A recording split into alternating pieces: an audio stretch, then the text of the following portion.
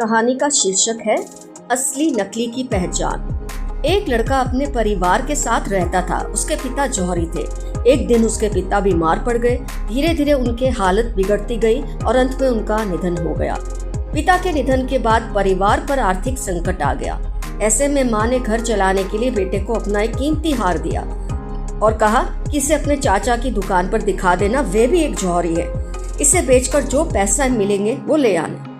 लड़के ने अपने चाचा को जब ये हार दिखाया तो चाचा ने हार को अच्छे से देखा और कहा कि अभी बाजार बहुत मंद है, इसे थोड़ा रुक कर बेचना तो अच्छा दाम मिल जाएगा। फिलहाल तो तुम मेरी दुकान पर नौकरी कर लो, वैसे भी मुझे एक भरोसेमंद लड़के की जरूरत है। लड़का अगले दिन दुकान का काम सीखने लगा। वहाँ उसे हीरो व रत्नों की परख का काम सिखाया गया।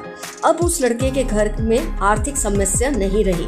धीरे धीरे रत्नों की परख में उसका यश दूर दराज के शहरों तक फैलने लगा। दूर दूर से लोग उसके पास अपने गहनों की परख करवाने आने लगे। एक बार उसके चाचा ने उससे बुलाया और कहा कि जो हार तुम बेचना चाहते थे उसे अब ले आओ। लड़के ने घर जाकर माँ का हार जैसे ही हाथ में लेकर गौर से देखा तो समझ गया कि यह हार तो नकली है। वह तुरंत दौड़कर चाचा के पास पहुंचा और उनसे पूछा कि आपने तभी क्यों नहीं मुझे सच बताया कि यह हार नकली है जब मैं इस हार को बेचने आया था। इस पर चाचा ने कहा कि अगर मैं तुम्हें उस समय सच बताता तो तुम्हें लगता कि संकट की घड़ी में चाचा भी तुम्हारे कीमती हार को नकली बता रहे हैं और तुम्हें मुझ पर यकीन नहीं होता। लेकिन आज जब तुम्हें खुद ही गहनों को परखने का ज्ञान हो गया है तो तुम अब खुद असली नकली की पहचान कर सकते हो।